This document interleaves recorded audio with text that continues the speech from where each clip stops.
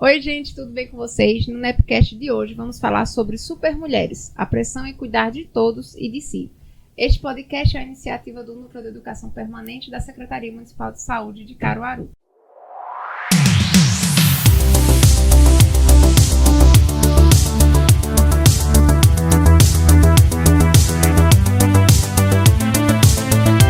Muito prazer, eu me chamo Suelen Silva, sou assistente social de formação, sanitarista e estou como coordenadora do Núcleo de Educação Permanente da Secretaria de Saúde de Caruaru. E para o episódio de hoje recebemos com muita alegria nossos convidados. Recebemos aqui Ana Beatriz Carvalho, ela que é farmacêutica, especialista em estética e técnica do Núcleo de Educação Permanente. Seja muito bem-vinda. Obrigada, gente. Estou bem feliz de estar aqui. Já estive outras vezes no podcast, mas foi como mediadora. Isso. E hoje como convidada e eu fico muito agradecida. Muito obrigada, a gente que agradece.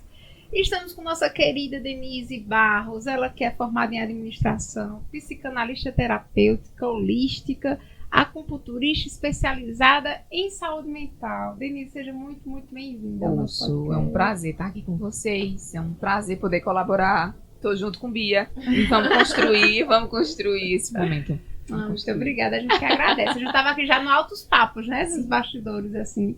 E agradecer demais, porque Denise, Bia tá com a gente, é uma fofa, uma querida. Ela que ajuda a gente na parte estética, vai estar trazendo pra gente umas dicas importantes. E Denise, que é uma fofa que trabalhou com a gente aqui na secretaria, que eu amo de paixão, assim, é uma pessoa que a gente quer estar sempre por perto. E traz essa paz que vocês estão sentindo aí também, a gente está sentindo bastante aqui. Obrigada mais uma vez. E aí, pra gente começar, né, assim, com esse tema tão bacana, né, esse falar de mulher, dessa correria da vida da mulher, eu queria saber quais são os maiores desafios que as mulheres enfrentam ao tentar equilibrar o cuidado com a saúde, com o filho, com casa, com o trabalho, e ainda encontrar esse tempo para si mesmo, né, de se cuidar, de cuidar da estética. Quais são esses maiores desafios que vocês acham, assim, que a gente encontra? Assim, eu acho que no meu caso, né, falando que aqui tem falando sobre filhos e tudo mais, eu ainda não tenho filhos e também não sou casada. Mas assim, essa rotina de trabalho, por exemplo, eu passo 12 horas fora de casa, eu passo mais tempo fora de casa do que em casa. Então, assim, às vezes é muito difícil conciliar tudo. Por quê? Eu acho que existe a pressão que a gente que é mulher faz sobre si mesmo, né? De querer dar conta de tudo, de ser presente na vida da família, de poder estudar. Enfim, são várias funções que a gente tem e muitas vezes eu acho que é essa pressão mesmo que a gente acaba fazendo sobre si mesmo, de dar conta de tudo. Mas a gente não consegue dar conta de tudo e a gente precisa de outras pessoas que nos ajudem também. Então eu acho que, na minha concepção, trazendo para a minha realidade, eu acho que o maior desafio é a pressão, é o esgotamento também. E muitas vezes ter um dia super exaustivo assim, de trabalho, passar o dia inteiro fora de casa, mas ainda chegar em casa e ainda ter que fazer as coisas domésticas e tudo mais. E aí é exaustivo pra gente também, porque tem dias que eu chego em casa e a minha vontade é só assim, não vou fazer mais nada, vou tomar um banho e vou dormir, mas aí eu não posso fazer isso, né? Existem outras coisas também a serem feitas. Então, tem que dar atenção à família, né? Quando chega em casa já é outra realidade, é como se fosse o terceiro turno da gente. Isso. E aí às vezes a gente acaba deixando de se priorizar em algumas coisas também, sabe? É isso. E você, Denise? Você quer mulher, olha, veja, eu já estava aqui conversando com as meninas, e aí falando o que do babado com Bia, aqui da estética, que eu disse, pelo amor, colhe na gente. Mas eu acredito muito, penso muito nesse lugar de que a gente se perdeu muito no checklist, né? De trazer esse lugar do quicado, tá pago, né? Do consegui, do fui. E aí nada contra o checklist para nortear. Mas o quanto isso tem tirado da gente sentido e tem também tirado a nossa visão sobre experienciar, né, os nossos sentidos. Somos seres de sentido, né, querido? Então a gente é o que a gente vê, o que a gente escuta, o que a gente come. Então somos seres de sentir. E quanto essa velocidade tem tirado o sentido da nossa jornada, né? Então eu falava aqui com as meninas antes que é nesse lugar da roupa apertada. Então é aquele lugar que você está exaurida, você está extremamente cansada e a primeira coisa que o cansaço tira de você é o sentido, é o sentir da vida. Então você está tão no automático que você não percebe mais se o café está tão quente, se não está. Você está tão no automático que você não sabe nem o que você... A cor da calcinha, eu vou falar aqui, a cor da calcinha que você colocou. Você não consegue mais lembrar coisas que eram pra você muito importantes. Você vai perdendo o gosto de coisas que te validavam, que eram muito importantes pra você. Então, a gente vem cada dia mais nessa velocidade de engolir o dia, né? Em poucas horas. Do trabalho que não consegue, às vezes, também se desligar por conta do WhatsApp. A gente vem cada vez mais diante dessa velocidade que a gente se propõe a viver, né? Em fazer 10 checklists, 10 clicar 10 ali, 10 itens do seu checklist no dia. Cada vez que você se propõe a isso, você tem espaço para tudo na agenda, mas você não tem espaço para você. E aí isso vem adoecendo, né? Essa roupa vem apertando, vem sufocando. Então daqui a pouco um olhar, daqui a pouco você já começa a chorar. Um abraço, daqui a pouco você começa a chorar. Você começa a trazer para o trabalho, às vezes, um reconhecimento que você queria ter em outras vertentes da tua vida. Então você começa a sair do seu lugar, né? Então a gente vai ver que todas as vezes que a gente sai do nosso lugar, a gente tá sempre nesse lugar de fazer além das nossas funções. A gente se sobrecarrega, a gente se responsabiliza por nós e pelo outro. A gente quer controlar, às vezes, o outro, a função do outro. E isso tá trazendo, né? Essa mulher adoecida, essa mulher ferida, essa mulher perdida, essa mulher sem sentido. Então, eu digo assim, eu sempre digo para meus pacientes, né? Não tá mais fazendo sentido, então tá na hora de sentir. Precisa parar para dizer o que eu tô fazendo mesmo. Faz sentido para mim? Está agregando, não tá agregando? Será que a minha dificuldade é de trazer ou não?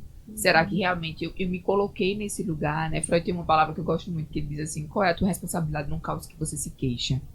Então a gente tá sempre mais, eu fui acometida.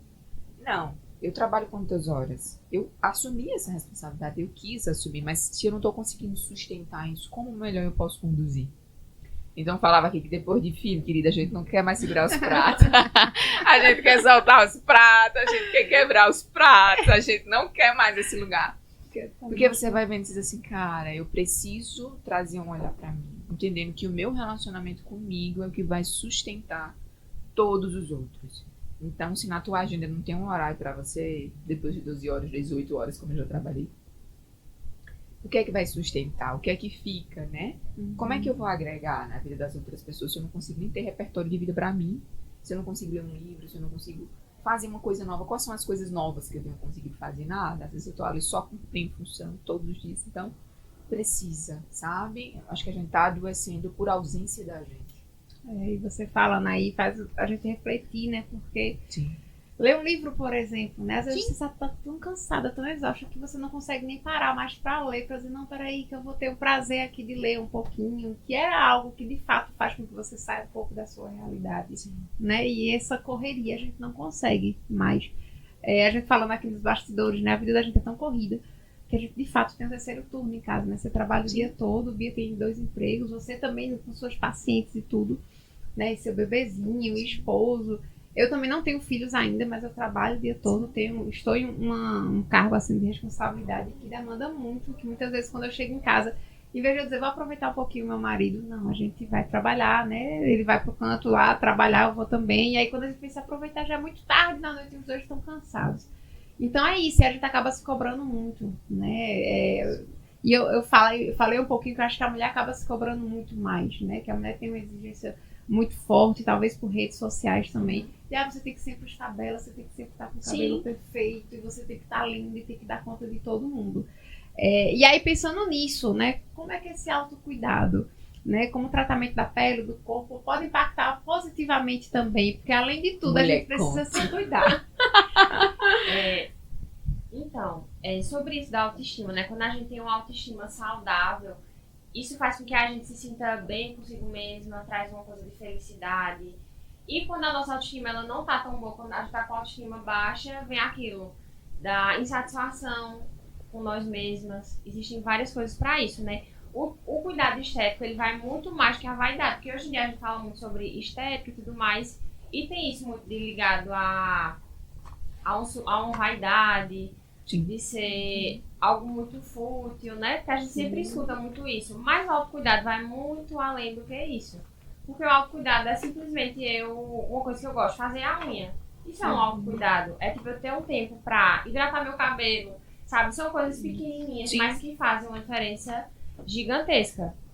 E aí, quando a gente cuida da nossa aparência, quando a gente cuida de nós mesmas, a gente tá cuidando também da nossa autoestima. Então é muito importante vai muito mais do que esses procedimentos estéticos que a gente tem no mercado, mas são as pequenas coisas do nosso dia a dia que nos trazem um prazer, que nos trazem uma alegria e que é muito importante mesmo e que às vezes a gente acaba se esquecendo. Separar um tempo pra gente, olhar no espelho e dizer assim, isso aqui meu cabelo não tá legal, não tô me agradando desse jeito. Vou separar esse tempinho aqui pra hidratar. É algo simples, mas que traz um bem-estar pra gente, sabe? Minha unha não tá bonita hoje, mas isso vai me trazer um prazer, então eu vou separar um tempinho pra poder cuidar de mim, sabe? De alguma forma. Então, eu acho que isso é muito importante, a gente olhar pra si e fazer coisas pequenas que estão no nosso dia a dia e que às vezes num espacinho ali de tempo a gente consegue fazer.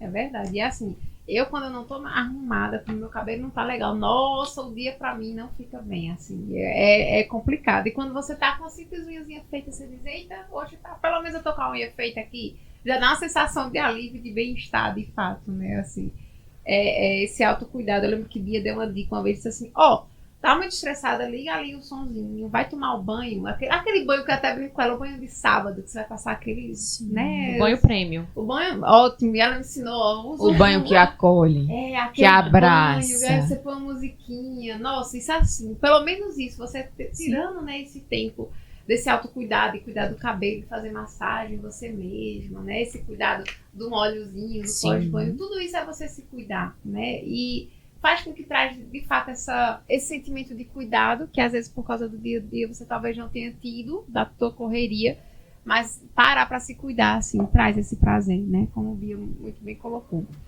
E me diga você, Denise, como é que essa terapia pode trazer, pode ajudar essas mulheres nessa vida tão um abraço, louca, né, mulher? A terapia, eu digo que a terapia onde você pode estar nesse lugar de ficar desnuda de você, né? E a terapia, ela tá nesse lugar de te fazer pensar, né? Eu, sei lá, não tô com a minha autoestima legal, mas por que não tá, né? De onde é que vem esse lugar de mal-estar? E às vezes vai estar, sim, correlacionado à aparência e vai estar, às vezes, muito mais interno ali, né? Às vezes é muito mais como eu enxerguei a ótica que me passaram. Eu sempre digo assim, a gente tem muito a valorização da visão do outro.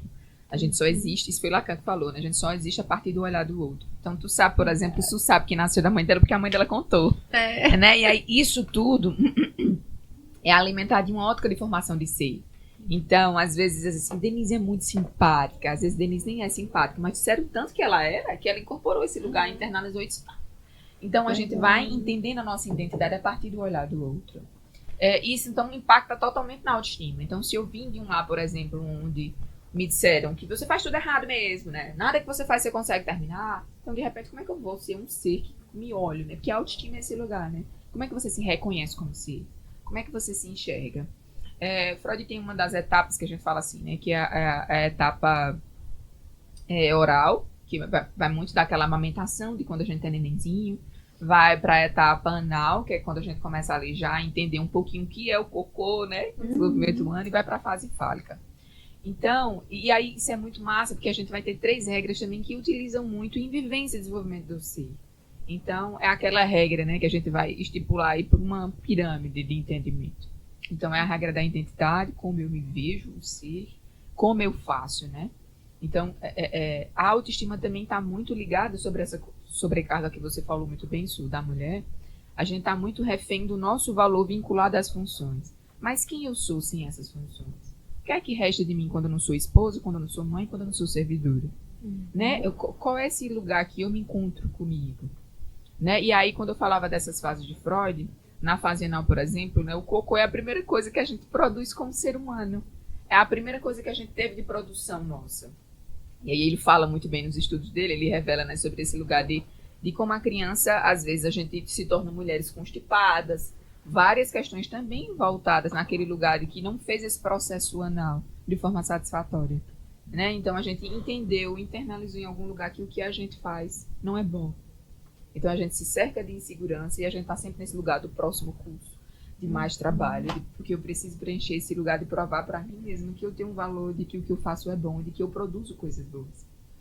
Então, às vezes, nós mulheres nos tornamos refém de nós mesmos nesse lugar. Né? De perceber, dizer, cara, porque eu faço tanto, eu me entrego tanto e ainda assim eu não consigo encontrar o meu suficiente para enxergar paz no processo. Então, querida, quando a gente começa a entender, né, chegando lá nessa pirâmide, a gente começa a entender o que a gente é, A gente não pode pular, né? A gente começa a entender o que a gente é, tá totalmente ligado com o valor que eu dou ao que eu faço. Se eu não me enxergo de forma positiva, logo eu vou entender que o que eu faço não é suficiente. Eu vou sempre precisar, entende? Então, quando uma dessas leis, dessas regras de desenvolvimento do ser não estão bem estipuladas, bem configuradas no meu mental, eu sempre vou sobrecarregar uma outra área no intuito de preencher, de sanar, né? Então, às vezes é aquela coisa, eu sinto que não tá bom, eu sei lá, sou PhD, mas não tá bom. E quando é que tá? Né? Às vezes você tá em busca de que tanto? De provar pra quem tanto? Né? O que é que você quer pra você, né? Às vezes a gente recebe muito em clínica aquela mulher também que termina, tá começando um projeto muito bacana e não consegue concluir. Né? Ela entendeu que ali começou, já vai pra outro, já vai pra outro. E aí por que não conclui? Né? Onde foi que você internalizou que você precisava também dessas pitadas? A gente, falando desse cansaço, quando a gente tá muito cansada, a gente, em alguns momentos a gente só consegue ser reativa e nos propor algo diferente mediante a raiva. E a gente sempre fica, porque a raiva é essa emoção que nos impulsiona. E nesse lugar de sobrecarga, a gente sempre fica esperando a próxima situação que vai nos desafiar o tanto quanto para que eu consiga tomar uma atitude diferente. Então eu começo a ser um ser extremamente reativo à raiva, né? Eu vou me impulsionando sempre sobre esse lugar, que não é saudável, que faz sempre eu andar por um fio. Então eu acho que trazer esse lugar de fazer as pazes, de entender quem você é, além das funções, de trazer essa primeira lei de quem eu sou, para começar a olhar para o que eu faço de forma equilibrada, encontrando o que é suficiente para mim, eu acho que é um bom caminho. E nem sempre a gente consegue fazer isso só, né? Então, por isso que a terapia ela é tão valiosa. E eu costumo dizer assim, saúde mental é amplo, querida. É terapia, mas não é só terapia, é terapia também. Então, é tudo. É uma atividade física que às vezes eu não consigo fazer, né? Eu sempre digo assim, eu faço muita analogia para minhas pacientes. Quando você vai pra academia, você tá lá na esteira, você coloca tudo pra fora, né? A gente sai da esteira de, ainda bem que vim. Então, a terapia é isso, né? A tua esteira mental. É onde você tá lá, você precisa colocar tudo pra fora. Olha, eu tô frustrada, olha, aconteceu isso. E aí você vai ter um outro profissional que vai dizer, então tá bom. Vamos ceder o espelho e vamos olhar a vida por talvez outros ângulos. Pra entender como é que a gente pode melhor conviver com isso. A falta, ela é inerente, né? Somos seres de falta. Como é que eu lido com as minhas faltas? Sobre o que faltou? Digo para as minhas pacientes, já vou concluir, viu, Su? Não, tá Mas lindo. digo para as minhas pacientes também da importância de você, em processo terapêutico, olhar para essa falta. O que faltou? Sei lá, foi reconhecimento de painha, de manhã? O que faltou? Será que faltou mais empenho, mais presença, mais paciência, mais acolhimento? O que é que faltou? Porque quando a gente vive esse processo na terapia de coragem para olhar para as nossas dores, porque olhar para a falta é dolorido, porque nos traz vulnerabilidade e impotência. Aí tem um livro maravilhoso de Brené, né? Que é A Coragem de Ser Imperfeito, fantástico, que eu acho que vale a pena todo mundo ler. Se você não leu ainda, você precisa ler, hein? Que ela fala sobre o poder de você acessar as suas vulnerabilidades, né? Então, quando você olha para a falta, a gente tem uma teoria hoje, né? Que é a reparentalização. Então, a gente não vai ficar refém de pai e mãe, né? A gente vai olhar para as nossas faltas e vai dizer, cara, eu posso me comprometer de hoje me dar isso que me faltou. Sei lá, me faltou cuidado da parte materna. Como é que eu posso hoje cuidar de mim? Como é que eu posso hoje me comprometer comigo? Entende? Porque, como eu falava para você, a parte da terapia que é responsabilidade do paciente é o quanto ele está disposto à mudança e comprometimento com ele. Então, como é que eu posso? Então, a falta, ela norteia. A falta, ela ordena. Olha, eu não tive isso. Como é que hoje eu posso me dar isso? Né? Para fazer com que eu não me torne refém sempre desse passado. Sempre trazendo alguém como álibi. Sempre eu sou assim porque não tive, né? Então, como é que eu posso trazer esse lugar de mudança, de mover para a minha vida? Então, acho que é a terapia, querida, sou suspeita para falar, mas é uma ferramenta muito poderosa. E assim, a gente vive processos de transformação muito potentes em clínica. Coisas que sei que, às vezes, sozinha, pela nossa limitação de autoanálise, a gente não conseguiria, sabe? Então, acho que você fazer terapia hoje deveria ser pré-requisito para qualquer, seja relacionamento, né? Lidar com nós, com as outras pessoas. A vida é uma escola e a universidade é esses relacionamentos. Você consegue se relacionar, como é que tá o teu relacionar com o outro? E o outro vai ser reflexo, né, para você. Se você tá bem, se você não tá, se precisa ajustar, se precisa começar a terapia, se precisa ficar mais frequente na terapia. Então, acho que é isso, Ai, a gente fica ouvindo aqui, né? E a gente meio que viaja. É ótimo, tô adorando. Fica bem reflexiva, eu É, preciso também. assim, né? Você fica nessa assim. Que bom que você tá conosco, Denise. E é muito importante isso, porque a gente faz parte dessa correria também, né? A gente muitas vezes, por ser servidor de saúde, né? Sim. Aí a gente fica, não, vamos cuidar do outro, a gente acaba esquecendo Sim. desse cuidado. Na importância que é da gente se cuidar também, até para cuidar do outro, né? Quando a gente fala enquanto profissional, enquanto servidor. E aí eu queria saber um pouquinho da prática. Vamos lá, na prática, como é que as mulheres podem incluir esses hábitos saudáveis, né? Os hábitos de cuidar do corpo, de bem-estar, nesse meio dessa vida tão corrida, tão agitada, e também na prática, como é que a gente pode meditar, o que, é que a gente pode fazer para dar uma pausa nisso, né? Como é na prática, dona Bia? É assim, como eu disse, né, em meio à correria, tem práticas que de fato é muito difícil a gente conseguir ter uma constância, a gente conseguir estabelecer algumas coisas.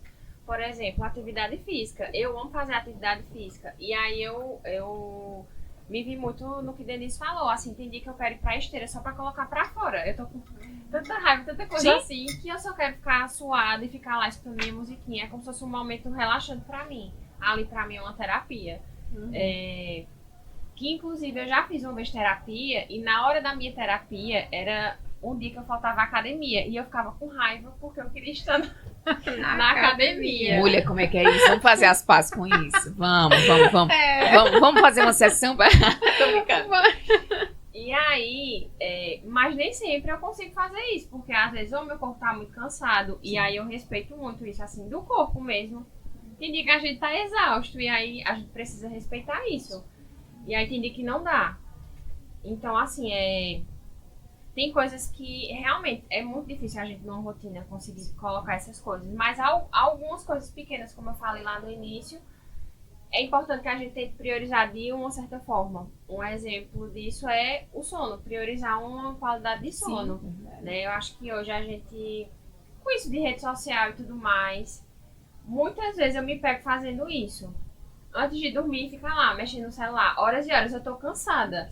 Mas aquilo é muito atrativo pra mim. E aí eu fico lá, horas e horas mexendo no celular. Tomo uma parte do meu sono, sabe? Sem contar que o ambiente do quarto é um lugar onde a gente deve imaginar que é um lugar de descanso, sabe? Não é um lugar pra que a gente fique agitado. E rede social acaba fazendo isso, trazendo uma agitação. Então, assim, uma boa noite de sono, ela é boa pra várias coisas, né? É bom pra nossa saúde, pra nossa imunidade, pra recuperar o músculo. Então, assim, é uma das coisas que é de extrema importância e às vezes a gente acaba não priorizando, né? Uma qualidade de sono. Outra coisa, assim, é a alimentação mesmo. Às vezes, isso acontece muito comigo. Por conta da rotina, eu prefiro o que é mais fácil, né? Tentar me organizar, às vezes funciona, mas nem sempre funciona. Né? Então, o que é mais fácil é um pão, vou comer um pão aqui que é mais fácil. É comprar aquela coisa ali, então vou pra isso que é mais fácil. Mas acho que tentar olhar, tentar se organizar em relação a isso da alimentação também é muito importante, né? A alimentação, ela é pro corpo inteiro. Então isso é muito importante. Encontrar hobbies, eu acho que isso é fundamental. Pode ser ler um livro, como a gente falou, ver um filme, assistir uma série, enfim, procurar um hobby. Por quê? Muitas vezes a gente acaba fazendo coisas que não gostamos, muito mais coisas que a gente não gosta do que coisas que a gente gostaria de fazer. E é preciso encaixar nessa rotina louca coisas que a gente também gosta, coisas que nos trazem esse prazer. O meu, por exemplo, é passar horas na esteira. Olha aí. Isso é um prazer pra mim, é um hobby, sabe? É pegar um dia de sábado e fazer feito o que eu disse pra Suelen, é tomar um banho plus. Então, assim, ter o meu momento, sabe? Que ninguém me atrapalhe, que ninguém bata na porta. Porque é o meu momento. Então, assim, tem essas coisas, né? Praticar alguma atividade física. Quando a gente pratica atividade física, a gente libera endorfina, então isso traz uma sensação de prazer, de um bem-estar, né? Então é muito importante tentar incluir aos pouquinhos, porque eu sei que é muito difícil, mas sei lá, caminhar uns 10 minutos, sabe? Não todos os dias, mas 3 vezes na semana, isso já ajuda muito. Então são pequenos hábitos que às vezes a gente consegue ir encaixando aos pouquinhos, sabe? mas também respeitando muito o nosso corpo. Porque, como eu falei, tem dia que a gente tá muito cansado e não tem como. Né? A gente quer fazer tal coisa, mas nem sempre consegue. E tá tudo bem. Né? Nem sempre a gente tem que parar de se cobrar tanto. Isso. Porque teve uma hora que Denise até falou e aí me remeteu muito à rede social. Uhum. A gente que é mulher se compara muito com o outro. Isso. E até em uma terapia, a psicóloga falou justamente sobre isso. Filtre o que você tá vendo.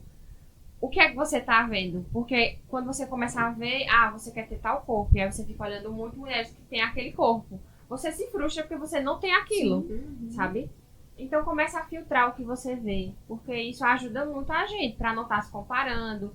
Rede social a gente sempre acha que a grama do vizinho ela é mais verde e esquece de olhar pra nossa grama, que também quantas coisas que a gente não vive, que são coisas muito boas e a gente não consegue olhar com um olhar de amor. E aí às vezes a gente acaba perdendo momentos importantes porque a gente tá sempre olhando pro outro, o que poderia ser melhor, onde a gente poderia estar, sabe?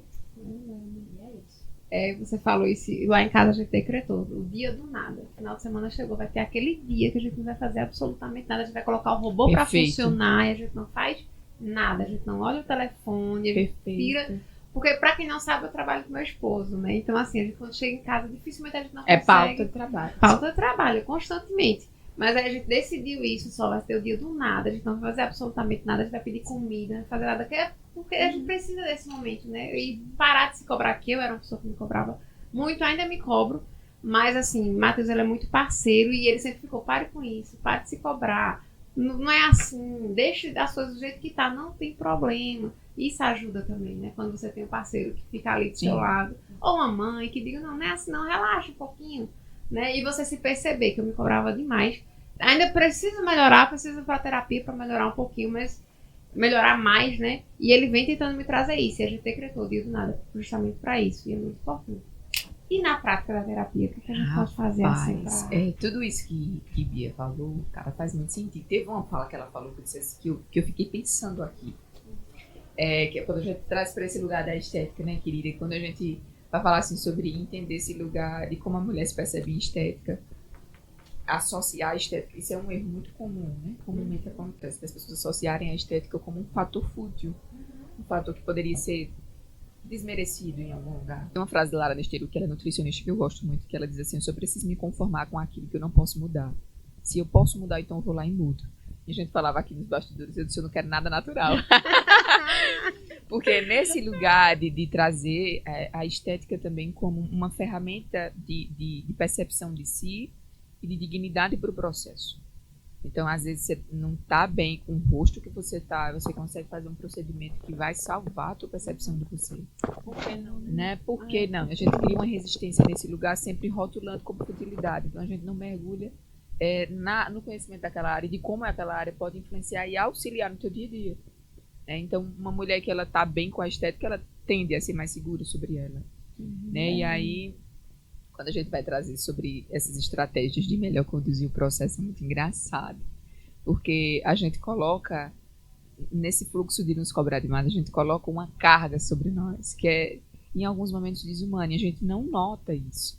Então, quando a gente para numerar quantas horas do dia a gente trabalha, quantas horas do dia a gente descansa, e quando a gente começa a perceber que a gente não tem controle, a gente não sabe lidar com a tecnologia, isso ofende muitas pessoas, né? A gente precisa entrar nesse lugar. Somos a geração que intermediou esse processo, né? Então, eu não sei, Bia, mas assim, eu acho que eu e Su aqui ainda era a época de biblioteca, de fazer o trabalho escrito, não tinha esse rolê do Google, não. Não tinha, não. Mas a gente precisa admitir que a gente não sabe lidar com isso. A gente não consegue ter o controle de até quando a gente vai estar para se entreter, até quando a gente vai estar para trabalhar, ou até quando a gente precisa não ter de forma alguma um celular conosco. Então, esses dias, foi uma coisa muito engraçada que aconteceu comigo, porque aí eu perdi meu celular. Eu estava na Ferreira Costa com meu esposo e aconteceu que eu perdi. E aí eu disse, cara, perdi o celular. E aí a menina pegou assim, não, tá nos achados e perdidos, fique tranquila. Ele disse assim, o celular é caro, você deixou lá, ele surtou. E aí eu disse, eu não tenho esse processo de precisa estar comigo. Eu disse, você precisa entender que o celular é o celular, ele não é um órgão meu. Né? Então a gente anda sempre O dia não flui se eu não tiver com o celular, a minha vida tá resumida, a pauta tá resumida. E a gente não se permite aos acasos, a coisas novas, a improvisar. E quando a gente precisa improvisar, a gente se estressa. Porque saiu do roteiro, saiu do habitual. Eu esqueço o celular, já começa o caos no dia todo, porque eu esqueci o celular. Então, como a gente tem trazido a nossa essência de ser, ordenação, né? O princípio da ordem através do celular. Isso vem adoecido. A gente precisa admitir que a gente não sabe. Então, assim, atitude de proteção, conduta de proteção. 8 horas bateu, guarda o celular. Mas se tiver alguma coisa urgente, aí liga. Aí você atende. Mas quando você vai olhar o grupo, às vezes centenas de grupos falando nada com nada, lé com crédito, você fica muito tempo perdendo, um feed que nunca acaba. E aí a gente tá em uma geração de pessoas que não concluem muito dos trabalhos que faz, mas por quê? A gente tá em um feed interminável, histórias que nunca finda. A gente sempre precisa entender que a nossa vida é muito pacata, muito simples mesmo, porque sempre tem alguém com uma história muito mais interessante que o meu. Então minha vida não tá muito, né? Então, trazendo esse lugar de que é 30%, querida, 30%. Somos a nossa configuração de si. Então, é a minha percepção sobre mim, as minhas crenças, né, a minha mentalidade. 70% é o meio. Então, qual o meio? Quais são as mesas que você está sentando? São de pessoas que te motivam, que te enxergam, que honram tua história. E a velocidade tira esse lugar.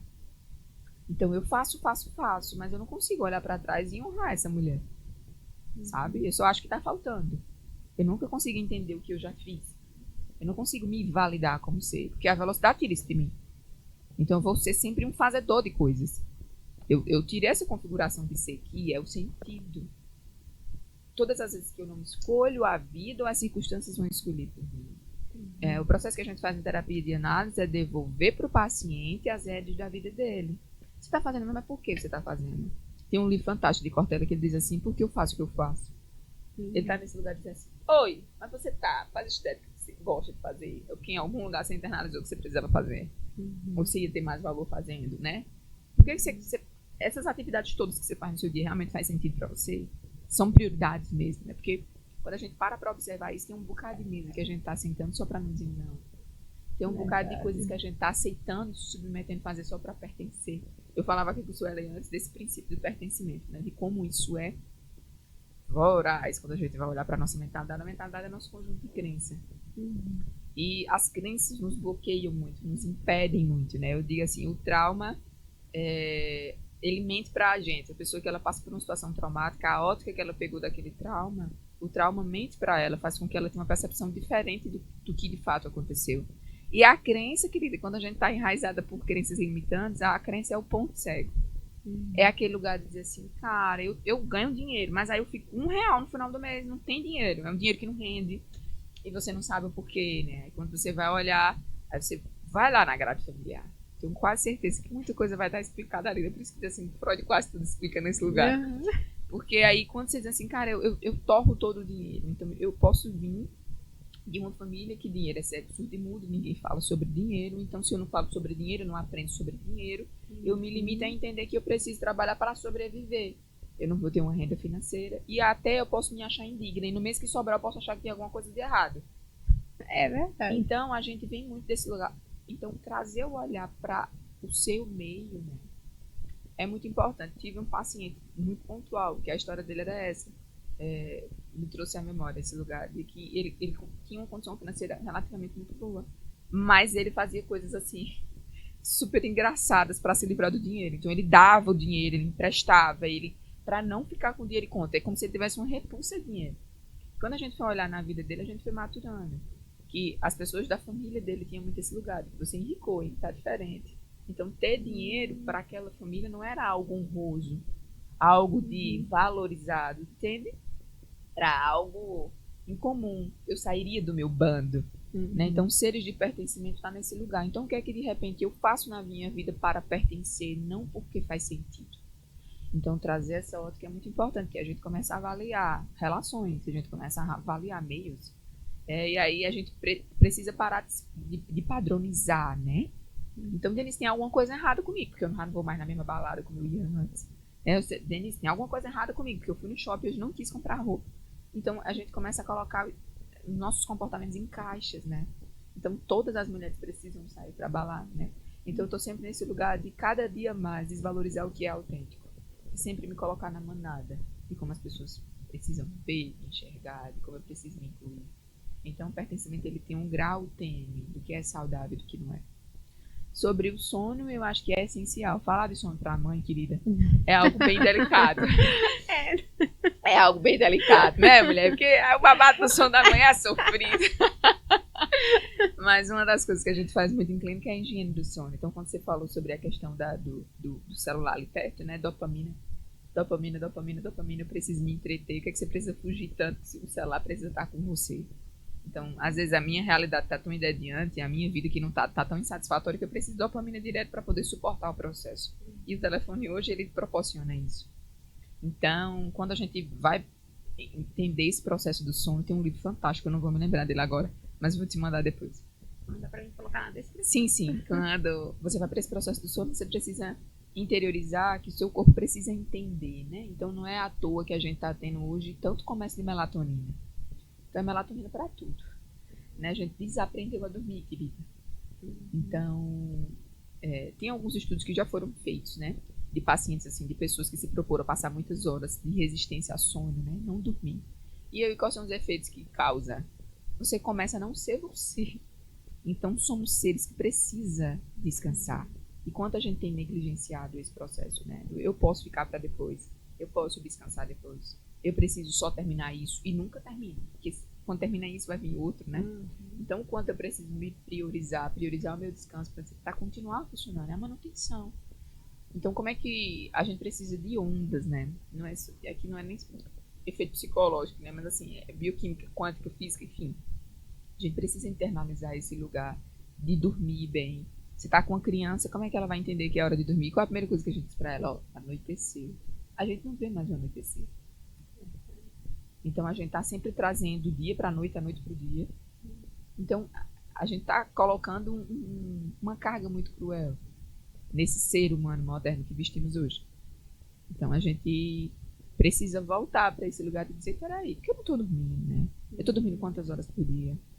Né? Será que quanto tempo eu não sonho? Porque quando a gente sonha, a gente tá realmente entrando no sono, né? Quanto tempo eu não sonho? Cara, quanto tempo eu não sonho? Será que realmente o meu sono tá ok? O que é que eu posso fazer para dormir melhor?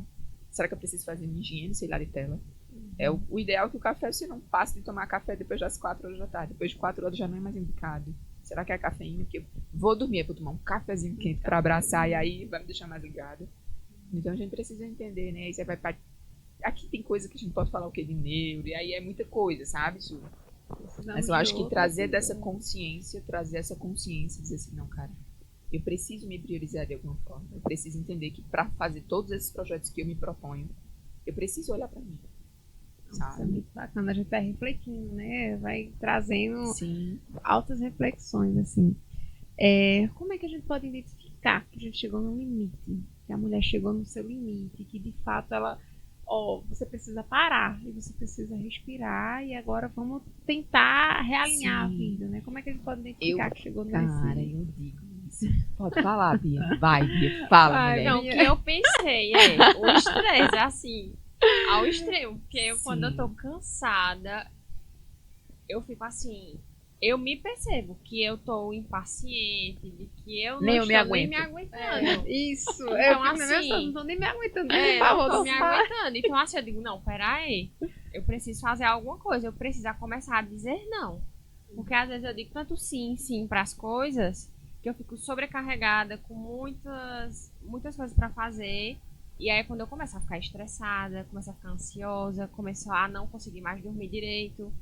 E aí quando eu percebo, não, eu tenho que dar uma respirada, sabe? Porque não tem como. E às vezes até não tem tempo de se cuidar, né? Que aí quando você tá no seu, você chega no limite, você diz, não, tudo bem, não tenho tempo de me cuidar, vou me deixando, e você percebe, né? Que vai ficando um pouco desleixada com isso. Não fiz unha, não fiz cabelo, tá bom, e fica assim e pronto.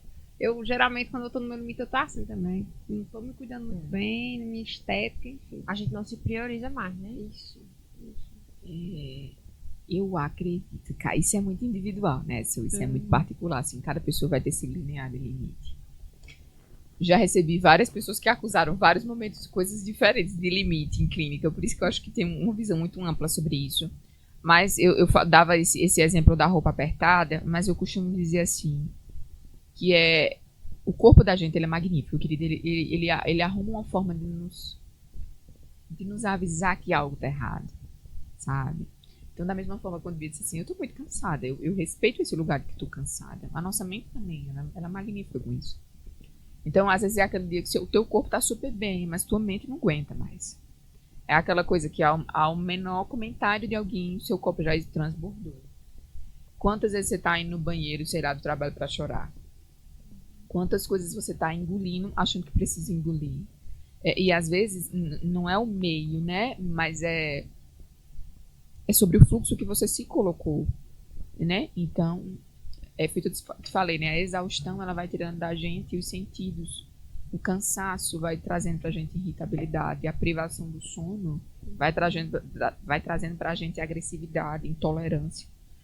Então, o corpo, ele é magnífico. Ele vai dizer assim, ó, esse Paranauê aqui tá errado, você precisa olhar para isso de alguma forma. E eu sempre digo assim, entender os processos que as emoções nos propõem de forma positiva é uma mente aberta para entender que somos tão singulares, que o nosso corpo é tão inteligente, que tem um porquê de todas as emoções existirem, né? As emoções que a gente não dita como emoções não boas, não necessariamente elas são ruins. Entende? Não necessariamente as emoções que não são boas, elas são negativas. Elas têm um porquê de existir. Então, quando você está com raiva, a raiva é essa emoção que ela vai trazer dignidade e respeito. A raiva é o teu instinto de justiça gritando. Então, você vai passar, sei lá, você passa a ver alguém agredindo a mulher. Oi! Você vai querer dar na cara dele, mas por quê? Sua raiva tá dizendo assim, tem alguma coisa errada, né? A tristeza, sei lá, eu tô muito triste. E a tristeza é uma oportunidade para você olhar para você, né? Deixa eu ficar um pouquinho calado, introspectivo. Deixa eu hoje estar nesse lugar de me respeitar, né? E a gente se cobra muito todos os dias, tá sorrindo, tá muito bem. Eu sempre digo assim para minhas pacientes, querida, a gente não tá aqui para performar. A gente tá aqui para viver uma vida de sentido. E nessa vida de sentido, vai ter dias que você não vai estar bem.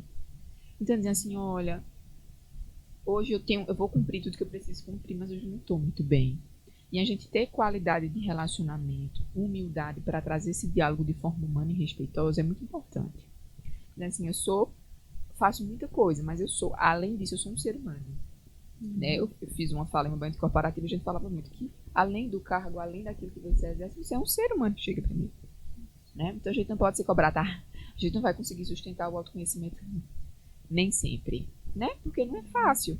Então, eu acho que a gente está no lugar de reconhecer essas emoções, de entender que elas são úteis e que elas são grandes, potentes sinalizadores para que as coisas não estão bem. Eu acho que já é uma percepção de que talvez eu precise de ajuda, né? Para que você não precise chegar ao copo cheio, o copo transbordando, a um adoecimento clínico, a um afastamento psiquiátrico. Para você se tratar, para você olhar para você. E a fala que eu mais escuto, eu não sei como eu cheguei até esse ponto. Então, como a minha percepção de mim, eu estou ausente de mim nesse lugar, né? E aí é tudo, né? O quanto eu exploro o meu ser humano. Eu já percebi que quando eu faço o jejum, eu não fico bem-humorada. Eu já percebi. E aí, trazer isso para um processo amoroso é muito importante. Então, cara, se você sai de casa, faz a tua quentinha para você não pedir um fast food, olha o quanto você se ama de fazer esse processo. Eu acho fantástico quando eu tô no meio de pessoas que aquela pessoa saca aquela marmita e come. Eu falo, cara, é sobre isso, né? Ela se ama um tanto que ela fez escolha de não comer qualquer coisa, porque ela entende que ela não precisa de qualquer coisa. Ela precisa de algo que vá nutrir. Então, é tão doido quando a gente fala da alimentação, porque a alimentação, ela reúne, ela é o bando. E eu atendo pacientes de compulsão alimentar e a primeira conduta que a gente precisa fazer é desmistificar, trazer a separação do emocional para a comida. Então, tudo precisa voltar ao princípio, né, de qual é a finalidade. O alimento está para nutrir, não para me afagar. O meu princípio de merecimento não necessariamente está vinculado à comida. Então, quando a gente vai começando a reeducar esses sentidos, a entender o que é de o que, eu começo a olhar para mim. Eu acho que é um processo que a gente vai galgando, sabe? De auto-amor. Dizer, cara, eu me amo ao ponto de acordar de 6 da manhã pra ir na academia na base do ódio. Porque eu sei que eu preciso me amar, sabe? Eu sei que é importante pra mim sustentar as outras funções. Então, olhar isso com um processo respeitoso de amor e valorização de si, eu acho que torna mais leve a jornada. Nossa, é muito importante, né? Tudo isso que a gente vem falando, assim. E aí remete muito a uma coisa assim, como é que as super mulheres podem começar a dizer não, sabe? Esse não, Sim. pra que a gente se cuide. Como é que a gente faz isso? Vai, Porque eu Bíblia, tenho vou uma deixar. Ela já tá dificuldade rindo. Eu tenho sabe, uma dificuldade imensa. Bia, acho que pelo jeito. Eu tô rindo porque eu tô. que Porque a gente assim, eu faz? estou aprendendo a fazer isso ainda. Porque é muito difícil, assim, isso de, pelo menos comigo, eu tenho muita dificuldade em dizer não, porque eu sempre penso assim, o que é que vão achar de mim? O que é que vão, como é que essa pessoa vai ficar, como é que vai ser a relação dela comigo depois disso. Sempre que quem gosta de mim vai gostar de mim pelo que eu sou, sabe? Eu não preciso ter esses dedos, essas coisas todas com a pessoa. E ela precisa entender também, como o Denise falou, que eu sou uma pessoa, né? Mas aí é uma coisa que eu tenho tentado lidar com isso. Que é no sentido de que, se aquilo vai me causar um dano, sabe, vai me fazer mal de alguma forma, eu vou ter que dizer não. Se aquilo vai fazer com que eu durma menos, que eu deixe de aproveitar com a minha família, que eu deixe de fazer coisas que eu goste, eu vou ter que dizer, infelizmente não vai dar não. Porque aí aquilo é olhar pra mim e me priorizar também, sabe? Porque eu não posso viver em função só do outro. Eu também preciso olhar pra mim, aquilo que a gente falou. Como é que eu cuido do outro se eu não tô bem? Não tem como. Sim. Então é se priorizar também. Mas é uma luta, é uma constância. Constante. Eu ainda tô no processo ainda. Tô tentando. Mas é um exercício, né? É um É uma tarefa exercício, de casa que a gente deve ver a vida toda. Mas aí, vamos lá. Que isso é muito extenso, cara. Eu adoro falar sobre isso. Que quando ela falava assim, eu não posso viver pro outro, né? Eu sempre digo nas minhas sessões que a gente precisa viver com, não para. Não para. Todas as vezes que a gente deixa de viver com e vive para, a gente começa a tomar o outro como responsabilidade, nossa, se sobrecarrega. E aí eu falei pra Su, vou deixar também de sugestão do livro, que é o livro Essencialismo, que todo mundo deveria ler. Ele fala sobre esse poder de trazer o não, né? Eu sempre digo nas minhas sessões que o não devolve você pra você. Então, todas as vezes que eu dou um não, eu tô me devolvendo pra mim, pra dizer assim, tá, eu dei um não a ela, então deixa eu voltar pra mim, entender aqui por que eu precisei dar esse não. E aí, quando a gente traz desse não, por que é tão difícil nós hoje, mulheres, eu falo no contexto geracional, de observação da nossa geração, né? Por que é tão difícil a gente dar não hoje? Porque em algum momento a gente internalizou que pra gente conseguir acessos, eu sempre precisava dizer o sim. E às vezes, o não que a gente dá, ele não é permissivo. Como assim? Aí eu vou falar algumas coisas que vai incomodar um pouco e vai doer. Por exemplo, você diz assim, não, você pode tirar suas 2 horas, sei lá, 1 hora de almoço. Mas enquanto tá comendo, chega aqui, eu vou dizer, faltou isso. Então, e aí você para já o almoço já não tem mais sabor, você volta pro centro. E são processos que não findam, né? Então, às vezes, a gente tá nesse lugar de até ter o não, mas o nosso não é permissivo.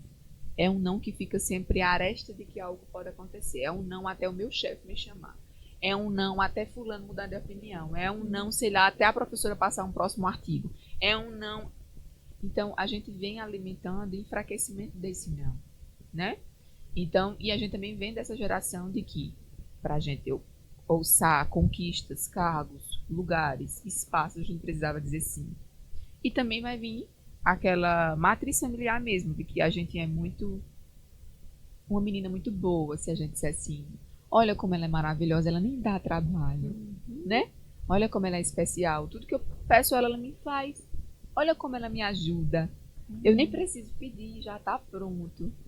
Então a gente tá sempre nesse lugar de que fomos vinculadas a entender que a gente precisava dar sim para ser benquista, para ser aceita, para pertencer, para ter o reconhecimento. Então, quando a minha criança ela só foi vista a partir do sim que ela deu, ela não foi enxergada, ela não foi reconhecida também nos nãos que ela não tolerou, eu vou criar um ser humano extremamente dependente de dizer sempre sim. Ele precisa daquele olhar, né?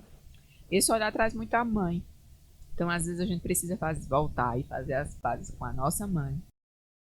E começar a ter força de não para outras pessoas. Às vezes, a gente quer reconhecimento profissional, mas é um reconhecimento que deveria ter vindo do pai. E a gente precisa voltar a fazer as pazes com esse pai para a gente conseguir ir para o profissional com mais tranquilidade, com mais equilíbrio. E aí, falando em um país, querida, que parentalidade Paternidade é uma problemática, Uhum. de uma ausência paterna muito potente. Então fica difícil a gente trazer esse momento de equilíbrio, né? Então é uma atividade, é um exercício de se fazer todos os dias o que é essencial, né? Pelo livro Essencialismo, o que é essencial, né? O que é prioridade de fato, né? Porque a gente diz assim, mas chega o paciente e me diz, mas tudo é importante, ele diz, tudo é prioridade, será mesmo que é? É aquela coisa assim, você precisa fazer tudo isso, mas se você não estiver bem, você não vai conseguir nem chegar aqui. Então a gente entendeu quais são os princípios e os pilares para a gente estar bem, para continuar. Eu acho que trazer a consciência sobre isso, né? E nem é aquela frase clichê, né? Você precisa estar bem para cuidar do outro, não. É ordenância de sobrevivência, querido. Então, é o princípio de sobrevivência. A gente precisa primeiro salvar a gente para poder ir para o barco, tentar ajudar o outro. E esse princípio também vai de não, né? Permeia o não. Se eu não estou pronta ainda, não adianta eu ir para o barco ajudar o outro, que a gente vai se afogar junto. Então, é melhor dizer um não, né, do que dizer um sim. Talvez nesse lugar de tentar, em uma boa vontade de ajudar, e às vezes eu vou estar omitindo um processo meu e atrapalhando mais a tua vida. Então, eu acho que é isso, né? De devolver. A gente precisa exercitar esse movimento de devolver a gente pra gente mais vezes. E aí, com a maternidade, isso acontece em um movimento involuntário. As amigas, às vezes, que você tinha, você vai precisar dizer não, né? Agora você tem um bebê que você precisa levar para os lugares, você vai ter que dizer não com mais frequência. Mas por que você não pode? Porque eu preciso de tempo de qualidade com meu filho, não vai dar. Mas, doutora, você não pode atender? Não, infelizmente eu não tenho uma ajuda disponível. Então, quando chega a maternidade, não é só sobre o não de devolver pra gente mais. É sobre o não do que grita, do que é mais importante pra você no momento atual, sabe? Então, acho que, sei lá, qual é o mais importante pra Bia no momento atual? Sei lá, é a conclusão da faculdade. Então, tudo isso que tira desse lugar, você precisa reavaliar, eu posso dar um não, né? E sair desse lugar de que não precisa ser desagradável, de que não é ofensa. De que o que vão pensar em mim se eu disser não, né? Eu vou desapontar, eu vou desagradar, né? E até quando a gente vê o impacto do não, porque essa percepção talvez de desagradar, de ofender o outro através do não que eu dou, é uma percepção minha. Às vezes quando a gente dá um sim querendo dar um não, a gente tira do outro esse lugar de dizer, eu nem pensei assim, eu só achei que tu não podia mesmo, né? Mas a gente tá sempre nesse lugar que vai ofender se disser um não. Então a gente precisa reaprender, querida, a estar nos nossos lugares, de fato, né? Tendo autenticidade, verdade, inteireza no que a gente faz. A gente não vive sempre fatiado de tantas funções pelo não que não consegue dar. Coisa linda, meu Deus. Vamos todo mundo pra terapia, viu? Bom, estamos chegando ao final do nosso programa, do nosso episódio de hoje. Queria agradecer muito pela presença das duas, que são muito fofas, tá, gente? Do jeito que vocês estão vendo aí. Obrigada. E aí eu queria deixar esse momento pra vocês fazerem uma fala de agradecimento, uma dica, alguma coisa, pra gente encerrar o episódio de hoje. Queria agradecer a Suelen pelo convite, foi muito bom. Fiquei reflexiva em vários aspectos, já fiquei pensando, eu preciso realmente ir pra terapia. Denise. Já estava aqui pensando, Denise, pegar seu número. Isso. Mas eu queria agradecer, foi muito bom, foi uma conversa muito leve. E é isso. Obrigada. E a dica que eu dou é que nós mulheres, que a gente se cuide mais, se olhe mais com carinho. E que nós mulheres, que a gente possa cuidar umas das outras também. Acho que isso é muito importante. Sim. Isso, eu quero agradecer, né, o convite, a lembrança, né, depois de um tempo, já não tá mais aqui na secretaria, mas assim, foi um abraço teu convite. Quero estar aqui sempre que você me chamar para colaborar, pra gente partilhar. Assim, eu me sinto, de fato, muito lisonjeada por ter sido pensada nesse lugar, né, de a gente construir uma saúde melhor para a mulher. E a dica que eu queria deixar seria sempre sobre refletir nessa vertente. Quando falta o sentir, tá na hora de sentir, tá? Então, acho que de tudo que a gente falou hoje, se você começar a interiorizar isso, já vai dar uma adiantada, uma clareada, uma iluminada aí na vida dessas pessoas. Querida, gratidão imensa. Obrigada. Nós somos extremamente gratos, de verdade, de todo o coração. Eu queria agradecer a você que está em casa, que está no trabalho, também está nos assistindo, nos ouvindo. Muito obrigada. E deixar que vocês não esqueçam de curtir, comentar, compartilhar, tá? E estamos encerrando mais um episódio sobre Super Mulheres. A pressão em cuidar de todos e de si. Muito obrigada, até a próxima. Tchau, tchau. Tchau, gente.